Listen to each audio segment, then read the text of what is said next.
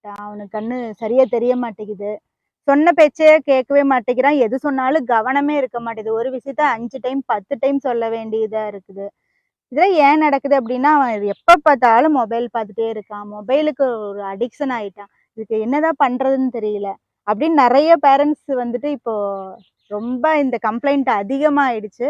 இத வந்து எப்படி வந்து மொபைல் அடிக்ஷன்லேருந்து குழந்தைங்கள வெளிக்கொண்டு வரதுன்னு சில ஐடியாஸ்லாம் இருக்கு. ஸோ அதெல்லாம் கொஞ்சம் கொஞ்சமா ஃபாலோ பண்ணா கண்டிப்பா அவங்க வந்து க்யூர் ஆயிடுவாங்க. அதுல எந்த ஒரு மாற்றமும் கிடையாது. ஃபர்ஸ்ட் எடுத்தோனே நம்ம பண்ற மிகப்பெரிய தப்பு என்னன்னா, "நீ ஃபோன பார்க்காதடா" அப்படின்னு சொல்லி ஃபோன புடுங்கிட்டு நம்ம போயிர்றோம். அவங்ககிட்ட இருந்து இவ்ளோ நாள் விட்டுட்டோம். நம்மளும் ஏதோ ஒரு அசால்ட்டா விட்டுட்டோம். பட் திடீர்னு ஒரு நாள் வந்து நீ ஃபோனே பார்க்கக்கூடாதுன்னு போட்டு அந்த குழந்தைங்கள மிரட்டுறதோ, அடிக்கிறதோ இந்த மாரி பண்ணும்பொழுது அவனுக்கு சடனா என்ன ஆயிருது, அவனுக்கு ரொம்ப அந்த கியூரியாசிட்டி ஜாஸ்தியாயிருது. அவனால பார்க்காம இருக்கவே முடியாது. எப்படியோ திருட்டுத்தனமாவாவது அந்த ஃபோன எடுத்து பார்க்கணுங்கிறது, அப்புறம் அடம் பிடிக்கிறது, உருண்டு பெரண்டு அழுகுறது, இதெல்லாம் வந்து இந்த மாரி கேரக்டர்ஸ்லாம் அந்த குழந்தைங்களுக்கு உருவாயிருது. அது வந்து ரொம்ப ஒரு பேட் ஹேபிட்ஸா மாறிடுது.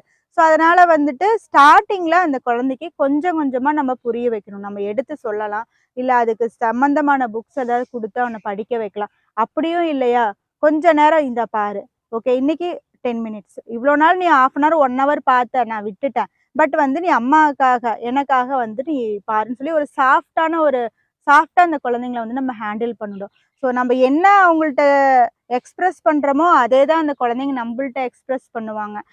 ஆக்சுவலி சொல்லப்போனா, குழந்தைங்கள பொறுத்தவரைக்கும் வெரி எம்பத்தைஸ்டு. அதாவது மெயினா அவங்க பேரண்ட்ஸ் அம்மா, அப்பா வந்து ஒரு விஷயத்துக்காக ஃபீல் பண்றாங்கன்னு அவங்களுக்கு தெரிஞ்சதுன்னா, அவங்க காலப்போக்குல வந்து அத புரிஞ்சுக்குவாங்க கண்டிப்பா. So we have to be very polite with the kids. Okay. So இப்ப நம்ம என்ன பண்ணலாம் அப்டின்னா, கொஞ்ச நேரம் மொபைல் குடுத்துட்டு, கொஞ்ச நேரம் அவன ஒரு டிராயிங் பண்ண வைக்கலாம். டிராயிங் பண்ணும்போது என்ன ஆகுது அப்டின்னா, அவன் வந்து ஒரு பேப்பர், பென்சில் எடுத்து ஓகே அவனே ஒரு டிராயிங் அவனுக்கு பிடிச்ச டிராயிங் வந்து சூஸ் பண்றாங்க, வரையறாங்க.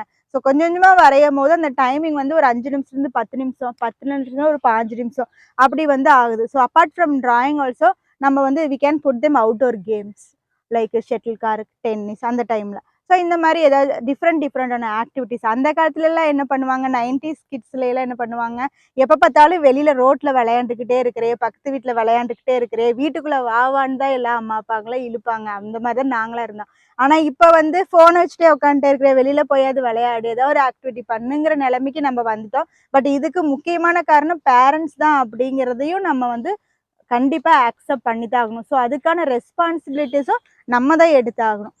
ஸோ நம்ம அதுக்கு என்ன பண்ணலாம், கொஞ்சம் கொஞ்சமா அவங்களுக்கு வந்துட்டு ஒரு டிராயிங். இப்ப டிராயிங் பண்ணும்பொழுது அவங்களுக்கு வந்து ஐயும், ஹேண்டும் கோஆர்டினேட் ஆகுது. அவங்க வந்து ஃபோக்கஸ்டா இருக்கிறாங்க. அந்த மாரி ஃபோக்கஸ்டா இருக்கும்பொழுது அவங்களோட இமேஜினேஷன், கிரியேட்டிவிட்டி திங்ஸ் எல்லாம் அவங்களுக்கு வந்து அதிகமாகுது. ஸோ அந்த டைம்ல நம்ம என்ன பண்ணலாம், அவங்களுக்கு ஒரு அப்ரிசியேஷன் குடுக்குவோம். நார்மலா ஒரு ஃபோன் பார்க்கும்போது நம்ம திட்டுவோம். ஆனா இந்த மாரி ஒரு ஆர்ட் ஒர்க் பண்ணும்போது நம்ம என்ன பண்ணுவோம், அப்ரிசியேட் பண்ணுவோம்.